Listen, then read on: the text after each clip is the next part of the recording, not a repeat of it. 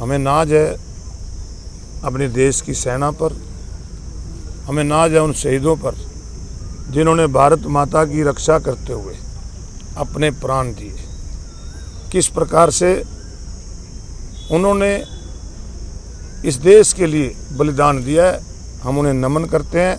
और आज Congress working committee द्वारा लिए गए फैसले के तहत पूरे देश के अंदर उन शहीदों की याद में दिए जलाकर, मोमबत्तियां जलाकर जहां उन्हें नमन किया गया, उनके परिवार के लोगों के प्रति संवेदना व्यक्त की। और हम इसके तहत सरकार से भी मांग करते हैं कि इस देश की एक परंपरा रही है कि देश के ऊपर कभी भी कोई संकट आया हो, देश के लोगों ने जाति पाति धर्म मजहब से ऊपर उठकर इस देश का साथ दिया।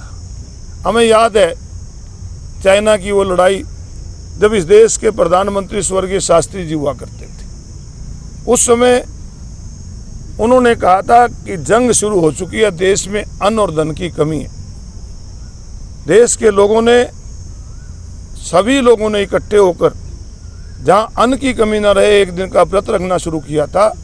हमारी माता और बहनों ने अपने जेवर तक भी दिए थे ताकि देश की सीमाओं की रक्षा की जा सके। आज फिर से देश सरकार के साथ है, सेना के साथ है, परंतु देश के प्रधानमंत्री को देश के सामने सच्चाई बतानी चाहिए कि आखिर चीन की सेना हमारी एरिया में कैसे घुसी, और नहीं घुसी तो फिर ये इस प्रकार की घटना कैसे घटी।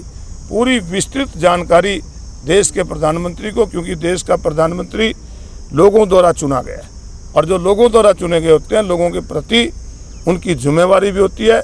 उनको अपनी जिम्मेवारी निभाते हुए लोगों के बीच में आना चाहिए और सच्चाई लोगों के बीच में रखनी चाहिए।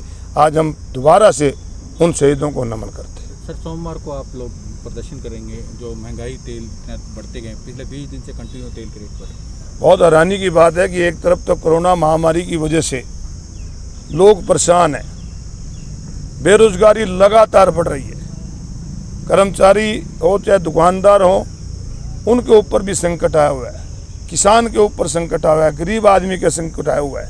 और दूसरी तरफ सरकार लगातार 19वें दिन तेल और डीजल के रेट बढ़ाकर लोगों की कमर तोड़ने का काम कर रही है।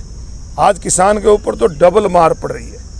एक तो उसकी फसल जो मंडी में आ रही है, हमारे प्रदेश के मुख्यमंत्री कहते हैं जीरी मत लगाओ, मक्का लगाओ, मक्का सरकार खरीदेगी। मक्के का रेट तो 1800 रुपये कुछ है, अब खरीदा जा रहा है 800 रुपये। 1000 रुपये क्विंटल कम बेचने पर आज हरियाणा प्रदेश का किसान मजबूर हो रहा है। फसल उसकी रेट पे बिक नहीं रही, सब्जियों की बुरी हालत है और आज बिजाई का समय है। आज किसान को सबसे ज़्यादा ज़रूरत आज डीजल की किसान को है और डीजल के लगातार रेट बढ़ाकर किसान को परेशान कर रहे हैं, गरीब आदमी को परेशान कर रहे हैं।